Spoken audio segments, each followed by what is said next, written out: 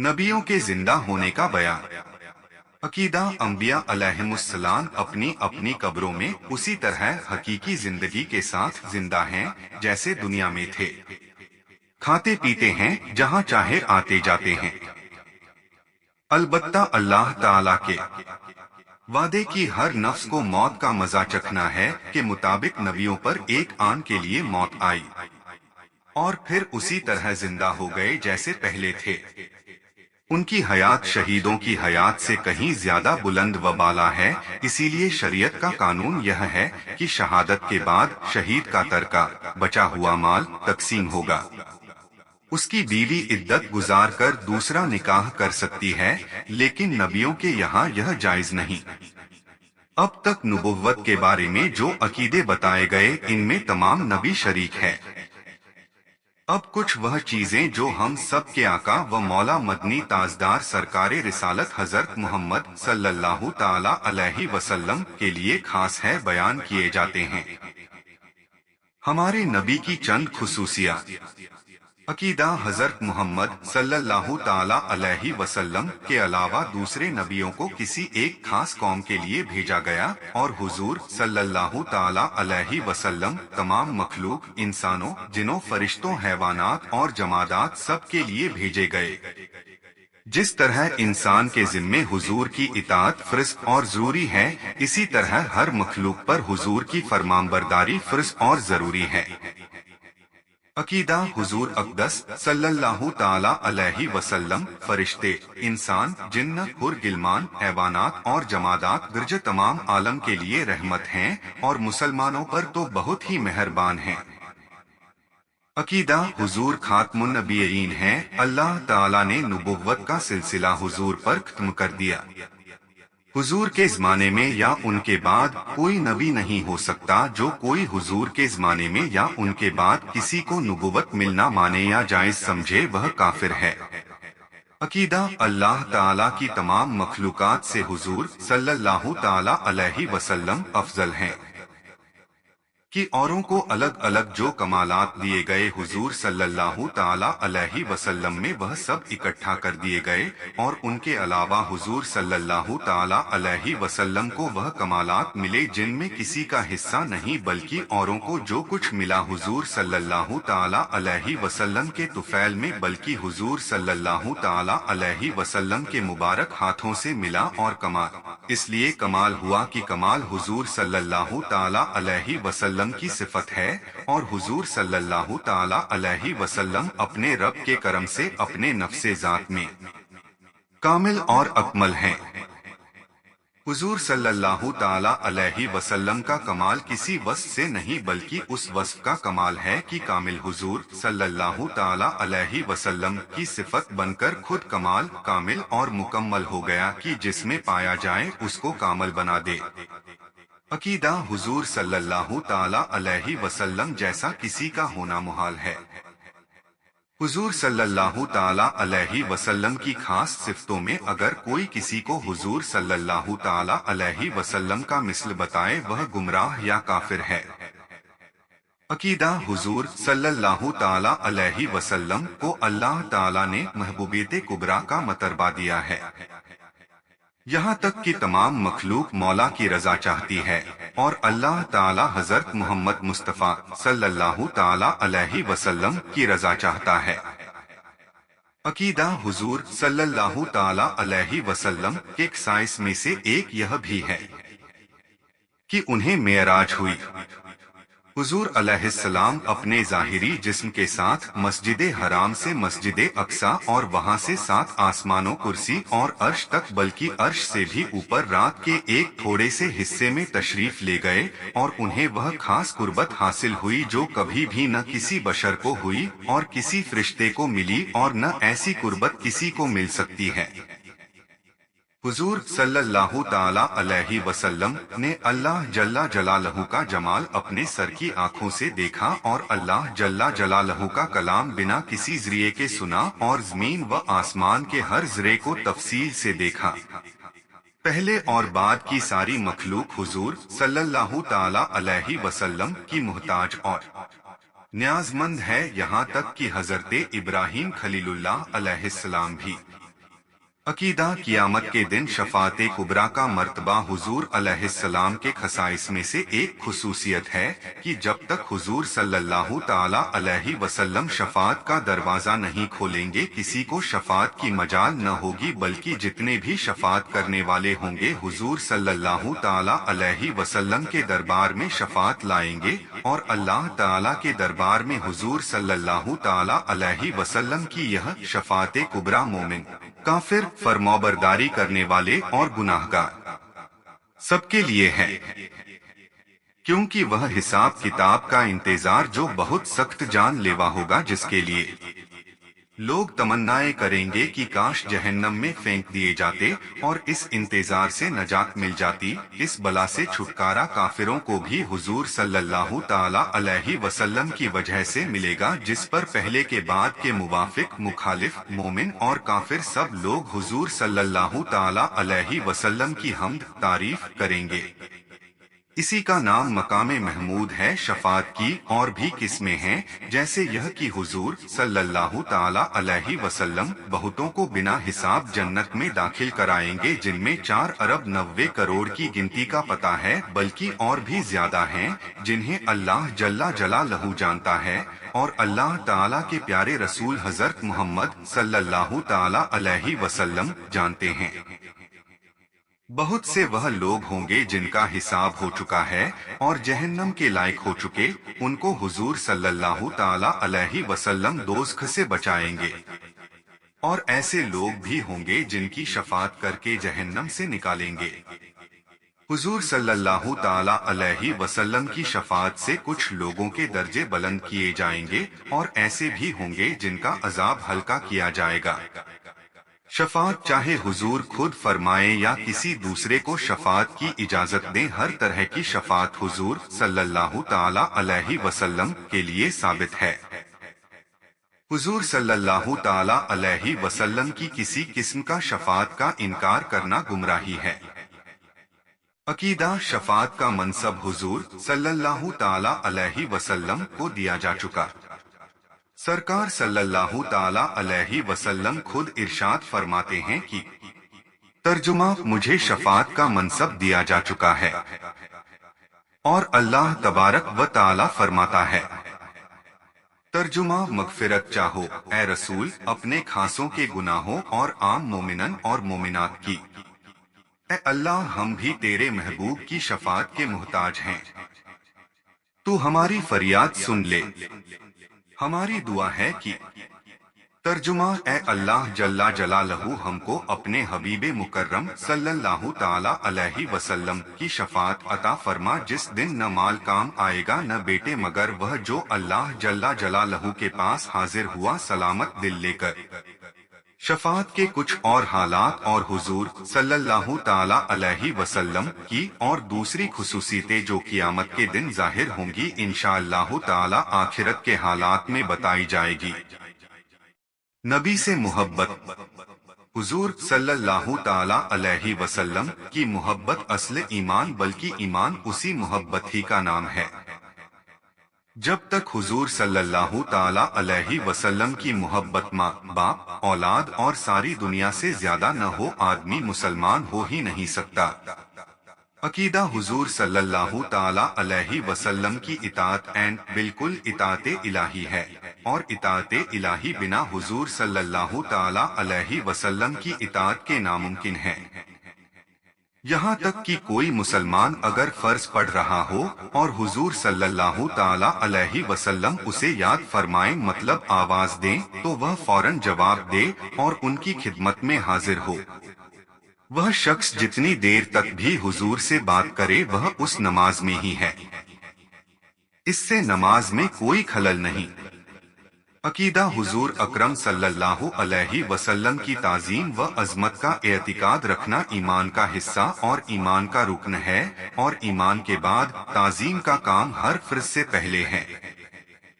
حضور صلی اللہ تعالی علیہ وسلم کی محبت بھری اطاعت کے بہت سے واقعات ملتے ہیں۔ یہاں سمجھانے کے لیے نیچے 2 واقعات لکھے جاتے ہیں۔ حدیث شریف میں ہے کہ غزوہ خیبر سے واپسی میں حضور صلی اللہ تعالی علیہ وسلم صحبہ نام کی جگہ پر عصر کی نماز پڑھ کر مولا علی مشکل کشا رضی اللہ تعالی عنہ کے جانوں پر اپنا مبارک سر رکھ کر آرام فرمانے لگے۔ مولا علی نے عصر کی نماز نہیں پڑھی تھی۔ دیکھتے دیکھتے سورج ڈوب گیا اور عصر کی نماز کا وقت چلا گیا، لیکن حضرت علی نے اپنا جانو اس خیال سے نہیں سرکایا کہ شاید حضور صلی اللہ تعالی علیہ وسلم کے آرام میں خلل آئے۔ جب حضور صلی اللہ تعالی علیہ وسلم نے اپنی آنکھیں کھولیں تو حضرت علی نے اپنی عصر کی نماز کے جانے کا حال بتایا۔ حضور صلی اللہ علیہ وسلم نے سورج کو حکم دیا، ڈوبا ہوا سورج پلٹ آیا۔ مولا علی نے اپنی عصر کی نماز ادا کی اور جب حضرت علی نے نماز ادا کر لی تو سورج پھر ڈوب گیا۔ اس سے ثابت ہوا کہ مولا علی نے حضور صلی اللہ علیہ وسلم کی اطاعت اور محبت میں عبادتوں میں سب سے افضل نماز اور وہ بھی عصر کی نماز حضور صلی اللہ علیہ وسلم کے آرام پر قربان کر دی، کیونکہ حقیقت میں بات یہ ہے کہ عبادتیں بھی ہمیں حضور صلی اللہ علیہ وسلم ہی کے صدقے میں ملی ہے۔ ایک دوسری حدیث یہ ہے کہ ہجرت کے وقت پہتے خلیفہ حضرت ابوبکر رضی اللہ تعالی عنہ حضور کے ساتھ تھے۔ راستے میں غار ثور ملا۔ غار ثور میں حضرت ابوبکر پہلے گئے، دیکھا غار میں بہت سے سوراخ ہیں۔ انہوں نے اپنے کپڑے پھاڑ پھاڑ کر غار کے سوراخ بند کیے، اتفاق سے ایک سوراخ باقی رہ گیا، انہوں نے اس سوراخ میں اپنے پاؤں کا انگوٹھا رکھ دیا۔ پھر حضور صلی اللہ تعالی علیہ وسلم کو بلایا، سرکار تشریف لے گئے اور حضرت ابوبکر صدیق رضی اللہ تعالی عنہ کے جانوں پر سر رکھ کر آرام فرمانے لگے۔ ادھر انگوٹھے والے سوراخ میں ایک ایسا سانپ تھا جو سرکار کی زیارت کے لیے بہت دنوں سے بےتاب تھا۔ اس نے اپنا سر حضرت صدیق کے انگوٹھے پر رگڑا، لیکن اس خیال سے کہ حضور صلی اللہ تعالی علیہ وسلم کے آرام میں فرق نہ آئے، پاؤں کو نہیں ہٹایا۔ آخرکار اس سانپ نے کاٹ لیا۔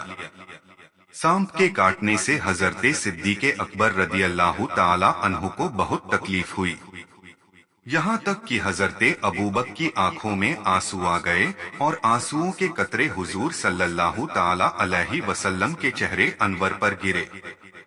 سرکار نے آنکھیں کھول دی۔ حضرت ابوبکر نے سرکار سے اپنی تکلیف اور سانپ کے کاٹنے کا حال بتایا۔ حضور صلی اللہ تعالی علیہ وسلم نے تکلیف کی جگہ پر اپنا لعاب دہن لگا دیا۔ لعاب دہن لگاتے ہی انہیں آرام مل گیا، لیکن ہر سال انہی دنوں میں سانپ کے زہر کا اثر ظاہر ہوتا تھا۔ 12 برس کے بعد اسی زہر سے حضرت ابوبکر کی شہادت ہوئی۔ ثابت ہوا کہ جملہ فرائض فروع ہیں، اصل الاصول بندگی اس تاجور کی ہیں۔ عقیدہ: حضور صلی اللہ تعالی علیہ وسلم کی تعظیم اور توقیر اب بھی اس طرح فرض عین ہے جس طرح اس وقت تھی کہ جب حضور صلی اللہ تعالی علیہ وسلم ہماری ظاہری آنکھوں کے سامنے تھے۔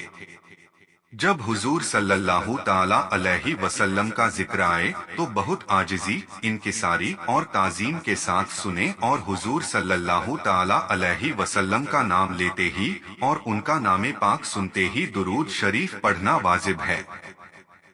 ترجمہ: اے اللہ تو درود، سلام اور برکت نازل فرما ہمارے آقا و مولا پر جن کا نام پاک محمد صلی اللہ تعالی علیہ وسلم ہے، جو سخاوت اور کرم کی کان ہیں، ان کی کرامت والی اولادوں اور ان کے عظمت والے دوستوں پر بھی۔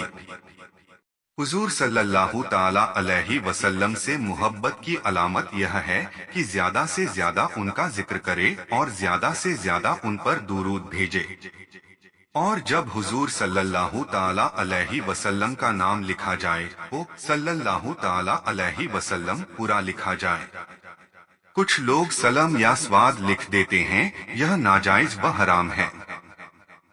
حضور صلی اللہ تعالی علیہ وسلم سے محبت کی پہچان یہ بھی ہے کہ حضور صلی اللہ تعالی علیہ وسلم کے آل، اصحاب، مہاجرین، انصار، تمام سلسلے اور تعلق رکھنے والوں سے محبت رکھی جائے، اور اگرچہ اپنا باپ، بیٹا، بھائی اور خاندان کا کوئی قریبی کیوں نہ ہو، اگر حضور سے اسے کسی طرح کی دشمنی ہو تو اس سے عداوت رکھی جائے، اگر کوئی ایسا نہ کرے تو وہ حضور صلی اللہ تعالی علیہ وسلم کے محبت کے دعوے میں جھوٹا ہے۔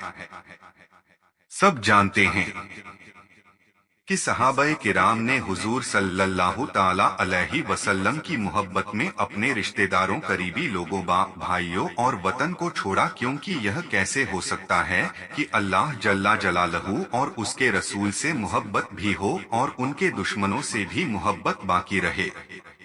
یہ دونوں چیزیں ایک دوسرے کی ضد ہیں اور دو الگ الگ راستے ہیں، ایک جنت تک پہنچاتا ہے اور ایک جہنم کے گھاٹ اتارتا ہے۔ حضور صلی اللہ تعالی علیہ وسلم سے محبت کی نشانی یہ بھی ہے کہ حضور صلی اللہ تعالی علیہ وسلم کی شان میں جو الفاظ استعمال کیے جائیں وہ ادب میں ڈوبے ہوئے ہوں۔ کوئی ایسا لفظ جس سے تعظیم میں کمی کی بو آتی ہو کبھی زبان پر نہ لائے۔ اگر حضور صلی اللہ تعالی علیہ وسلم کو پکارنا ہو تو ان کو ان کے نام کے ساتھ نہ پکارو، محمد یا مصطفیٰ یا مرتضیٰ نہ کہو، بلکہ اس طرح کہو۔ ترجمہ: اے اللہ کے نبی، اے اللہ کے رسول، اے اللہ کے حبیب۔ زیارت کی دولت مل جائے تو روزے کے سامنے 4 ہاتھ کے فاصلے سے ادب کے ساتھ ہاتھ باندھ کر، جیسے نماز میں کھڑے ہوتے ہیں، کھڑا ہو کر سر جھکائے ہوئے صلاۃ و سلام عرض کرے۔ بہت قریب نہ جائیں اور نہ ادھر ادھر دیکھیں، اور خبردار کبھی آواز بلند نہ کرنا، کیونکہ عمر بھر کا سارا کیا دھرا اکارت بیکار جائے گا۔ حضور صلی اللہ تعالی علیہ وسلم سے محبت کی نشانی یہ بھی ہے کہ حضور صلی اللہ تعالی علیہ وسلم کی باتیں، ان کے کام اور ان کا حال لوگوں سے پوچھے اور ان کی پیروی کرے۔ حضور صلی اللہ تعالی علیہ وسلم کے اقوال، افعال، کسی عمل اور کسی حالت کو اگر کوئی حقارت کی نظر سے دیکھے وہ کافر ہے۔ عقیدہ: حضور صلی اللہ علیہ وسلم اللہ تعالی کے نائب ہیں۔ سارا عالم حضور صلی اللہ تعالی علیہ وسلم کے تصرف یعنی اختیار یا قبضے میں کر دیا گیا ہے۔ جو چاہیں کریں، جسے جو چاہیں دیں، جس سے جو چاہے واپس لے لیں۔ تمام جہان میں ان کے حکم کا پھیرنے والا کوئی نہیں، تمام جہان ان کا محکوم ہے۔ وہ اپنے رب کے سوا کسی کے محکوم نہیں اور تمام آدمیوں کے مالک ہیں۔ جو انہیں اپنا مالک نہ جانے وہ سنت کی مٹھاس سے محروم رہے گا۔ تمام زمین ان کی ملکیت ہے، تمام جنت ان کی جاگیر ہے۔ ملکوت السماواتی والارض یعنی آسمانوں اور زمینوں کے فرشتے حضور صلی اللہ تعالی علیہ وسلم ہی کے دربار سے تقسیم ہوتے ہیں۔ دنیا اور آخرت حضور صلی اللہ تعالی علیہ وسلم کی دین کا ایک حصہ ہے۔ شریعت کے احکام حضور صلی اللہ تعالی علیہ وسلم کے قبضے میں کر دیے گئے کہ جس پر جو چاہیں حرام کر دیں اور جس کے لیے جو چاہیں حلال کر دیں اور جو فرض چاہیں معاف کر دیں۔ عقیدہ: سب سے پہلے نبوت کا مرتبہ حضور صلی اللہ تعالی علیہ وسلم کو ملا، اور میثاق کے دن تمام نبیوں سے حضور صلی اللہ تعالی علیہ وسلم پر ایمان لانے اور حضور صلی اللہ تعالی علیہ وسلم کی مدد کرنے کا وعدہ لیا گیا، اور اسی شرط پر ان نبیوں کو یہ بڑا منصب دیا گیا۔ میثاق کا مطلب یہ ہے کہ ایک روز اللہ تعالیٰ نے سب روحوں کو جمع کر کے یہ پوچھا کہ کیا میں تمہارا رب نہیں ہوں، تو جواب میں سب سے پہلے ہمارے حضور صلی اللہ تبارک و تعالی علیہ وسلم نے ہاں کہا تھا، تو اللہ تعالیٰ نے سب کو اور سارے نبیوں کو حضور صلی اللہ تعالی علیہ وسلم پر ایمان لانے اور ان کی مدد کرنے کا وعدہ لیا تھا۔ یہی میثاق کا مطلب ہے۔ حضور صلی اللہ تعالی علیہ وسلم سارے عالم کے نبی تو ہے ہی، لیکن ساتھ ہی نبیوں کے بھی نبی ہیں، اور سارے نبی حضور صلی اللہ تعالی علیہ وسلم کے امتی ہیں۔ ایک ضروری مسئلہ: انبیاء अलैहिमुस्सलातु वस्सलाम से जो लग़ज़िशें हुई उनका जिक्र कुरान शरीफ और हदीस शरीफ की रिवायत के अलावा बहुत सख्त हराम है। दूसरों को उन सरकारों के बारे में जबान खोलने की मजाल और हिम्मत नहीं। अल्लाह ताला उनका मालिक है, जिस तरह चाहे सुलूक करे और वह उसके प्यारे बंदे हैं, अपने रब के लिए जैसी चाहें इनकिसारी करें। किसी दूसरे के लिए यह हक नहीं कि नबियों ने जो अल्फाज अपने लिए इनकिसारी से इस्तेमाल किए हैं उनको सनद बनाए और उनके लिए बोले। फिर यह कि उनके यह काम जिनको लग़ज़िश कहा गया है उनसे बहुत से फायदों और बरकतों का नतीजा निकलता है। सैयदना हज़रते आदम अलैहिस्सलाम की एक लग़ज़िश को देखिए कि उससे कितने फायदे हैं। अगर वह जन्नत से न उतरते तो दुनिया आबाद न होती, किताबें न उतरती, नबी और रसूल न आते, आदमी न पैदा होते, आदमियों की जरूरत की लाखों चीजें न पैदा की जाती, जिहाद न होते और करोड़ों फायदे की वह चीजें जो हजरत आदम की लग़ज़िश के नतीजे में पैदा की गई हैं, उनका दरवाजा बंद रहता। उन तमाम चीजों के वजूद में आने के लिए हजरते आदम अलैहिस्सलाम की एक लग़ज़िश का मुबारक नतीजा अच्छा फल है, बुनियाद है। फिर यह कि नबियों की लग़ज़िश की यह आलम है कि सिद्दीकीन की नेकियों से भी फजीलत रखती हैं।